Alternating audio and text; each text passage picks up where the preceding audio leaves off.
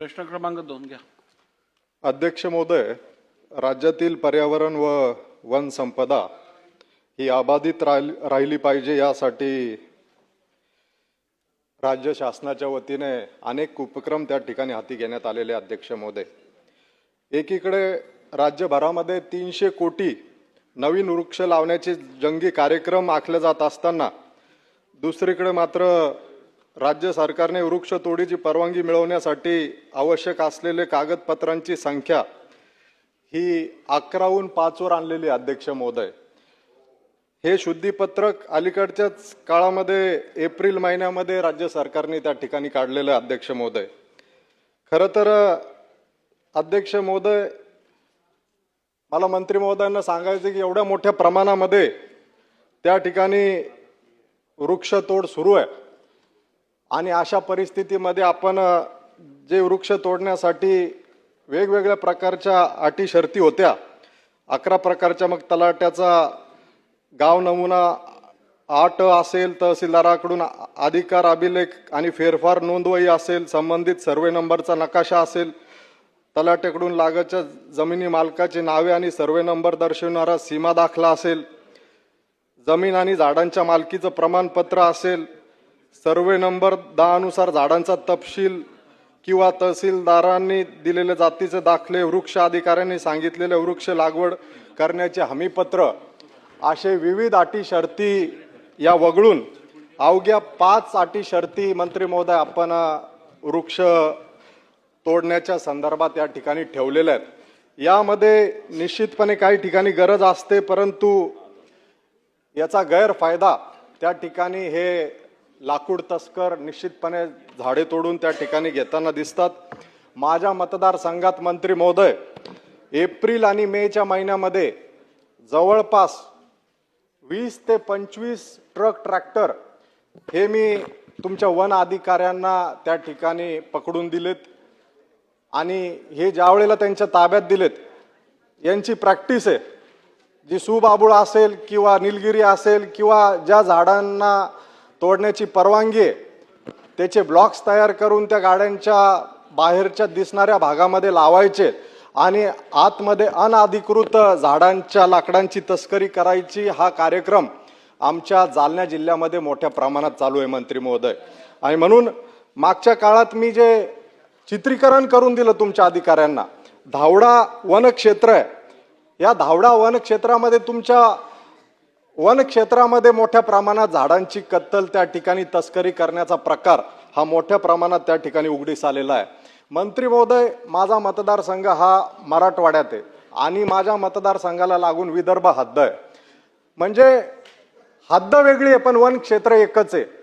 लगेचच विदर्भाच्या हद्दीमध्ये जर आपण बघितलं तर त्या ठिकाणी झाडांची डेन्सिटी अतिशय दाट आहे आणि इकडे मराठवाड्याच्या हद्दीत जर आपण त्या ठिकाणी पाहणी केली तर लगेचच ते जंगल त्या ठिकाणी नष्ट झालेलं आहे. हे निश्चितपणे हे जे काही वन अधिकारी आहेत यांचं जे संगनमत आहे या व्यापाऱ्यांशी जे झाडं तोडतात, हे निश्चितपणे यामधनं दिसून येतं. म्हणून मी आपल्याला विनंती करेल, तुमच्या वन क्षेत्रामध्ये मराठवाडा हद्दीत जे काही वन क्षेत्रामध्ये झाडं तोडण्यात आलेली आहे आणि कुणाच्या संगनमताने तोडण्यात आलेली आहे, या अधिकाऱ्यांची निश्चितपणे त्या ठिकाणी चौकशी होणं गरजेचं आहे. आज एवढं सरळ मंत्री महोदय, इलेक्ट्रिक कटरचा वापर तुमच्या वन क्षेत्रामध्ये होतो आणि 5व्या मिनिटाला कितीही मोठं झाड असेल तर ते जमीनदोस्त होऊन त्याचे लाकडं तयार करण्यात येतात. यावर निश्चितपणे कुठंतरी बंदी आली पाहिजेत, हे मला आपल्याला या माध्यमातून सांगायचंय. आपले जे काही नियम आहेत, कायदे आहेत, हे अतिशय कुठल्याही प्रकारचा कारवाई किंवा ठोस गुन्हा समोरच्यावर होत नाही आणि त्यामुळं संबंधित महसूल व वन विभागाचे जे काही अधिकारी असतील यांच्या हलगर्जीपणामुळे तसेच संगनमताने अवैध वृक्ष तोड झाल्यास त्यांच्यावर निलंबन, फौजदारी किंवा कारवाई करण्याचे धोरण आपल्याला निश्चित करावे लागणार आहे. त्यामध्ये अवैध वृक्षतोड हा कॉग्निजेबल, नॉन बेलेबल आणि नॉन कंपाऊंडेबल गुन्हा घोषित करण्यासाठी शासन BNS किंवा संबंधित राज्य कायद्यात काय सुधारणा करणार हे निश्चितपणे आपण आज या ठिकाणी आम्हाला सभागृहाला सांगितलं पाहिजे. 50 किंवा त्यापेक्षा अधिक वृक्ष तोडाच्या प्रस्तावासाठी पर्यावरणीय तज्ज्ञ समिती त्यांची तपासणी किंवा स्थानिक स्वराज्य संस्थेचं मत किंवा जनसुनावणी यासाठी अनिवार्य करणार का, हा एक माझा प्रश्न आहे. आणि त्याचबरोबर हे जे काही इलेक्ट्रिक कटर्स आहेत, कोणी चायनावरनं प्रोक्युअर करताय, वेगवेगळ्या कंपनीज याच्यामध्ये आल्यात, याला कुठल्याही प्रकारची बंदी नाहीये. अशा या इलेक्ट्रिक कटरवर आपण बंदी आणणार का, हे असे माझे 3 स्पेसिफिक प्रश्न आहेत. सन्माननीय अध्यक्ष महोदय, सन्माननीय सदस्य संतोषजी दानवे यांनी हा जो प्रश्न उपस्थित केलेला त्याच्यामध्ये त्यांनी पर्यावरणाची चिंता व्यक्त केलेली आहे. अनधिकृत वृक्षतोडीच्या विषयी त्यांनी गांभीर्यानं भूमिका मांडलेली आहे.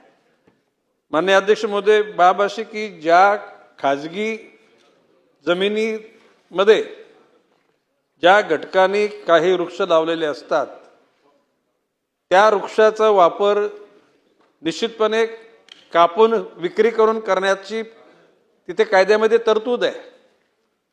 आणि म्हणून अशा घटकांना परवानगी देताना 11 कागदपत्र लागायची आणि त्यांना थोडा त्रास व्हायचा म्हणून ती संख्या कमी करून ती 5वर आणली. म्हणजे एकूणच त्या घटकांना जास्त त्रास न देण्याची शासनाची म्हणजे वन विभागाची तिथे इच्छा निश्चितपणे व्यक्त झालेली आहे. या ठिकाणी सन्माननीय सदस्य संतोषजी दानवे यांनी सांगितलेले की त्यांच्या मतदारसंघामध्ये त्यांनी काही ट्रक आणि म्हणजे ट्रॅक्टर पकडून दिले. या सगळ्या बाबी तुम्ही अधिकाऱ्यांना सांगितले असतील, त्याच्याकडून माहिती घेतली जाईल आणि जे जबाबदार असतील त्यांच्यावर कारवाई केली जाईल. नाही, जे कोणी वरिष्ठ अधिकाऱ्यांच्या मार्फत चौकशी करू. आपण सांगितली मेथॉलॉजी की वरच्या भागामध्ये सुबाबूल, निलगिरीची वगैरे लाकडं टाकली जातात आणि आतमध्ये मौल्यवान लाकडं ते निघतात. ही बाब पण तपासली जाईल. कुठल्याही परिस्थितीमध्ये अशा प्रकारचे गैरप्रकार करणाऱ्या कुठल्याही घटकाला आणि त्यांना मदत करणाऱ्या अधिकाऱ्यांना कसल्याही प्रकारची त्या ठिकाणी सवलत दिली जाणार नाही.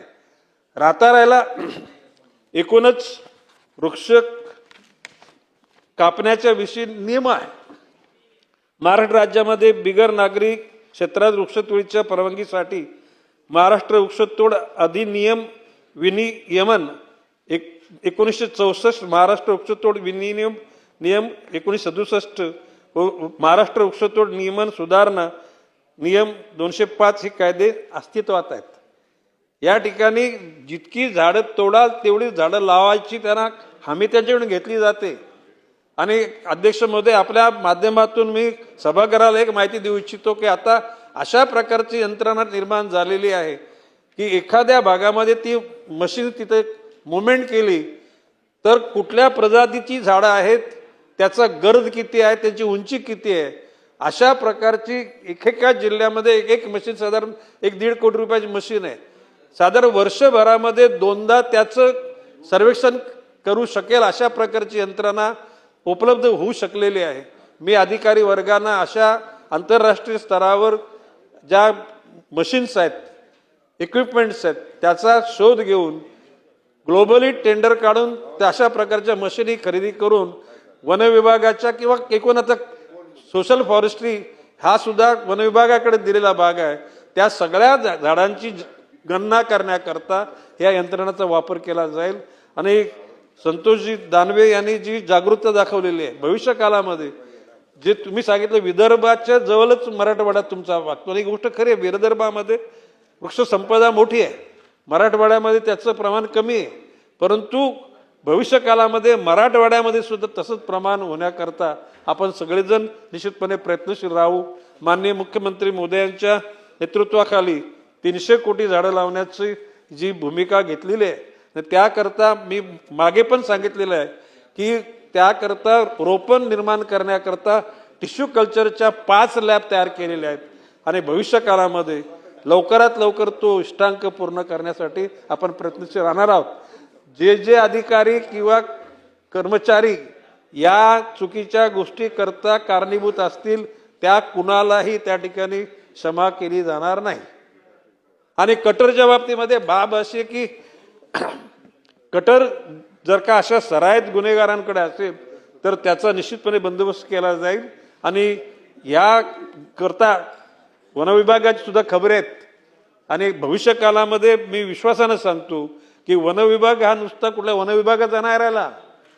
गावचा नागरिक, ग्रामपंचायतचा सदस्य, शहरी भागातला नगरपालिकेचा नगरसेवक, महानगरपालिका नगरसेवक, आमदार, खासदार आणि कितीतरी NGOज या बाबतीमध्ये सतर्क झालेले आहेत. ग्लोबल वॉर्मिंगच्या अनुषंगानं होणाऱ्या दुष्परिणामाची सगळ्यांना कल्पना आलेली आहे. जो आता अवकाळी पाऊस आणि आता 2-4 दिवसामध्ये ढगफुटीसारखे सदृश झालेले ही त्याचेच परिणाम आहेत.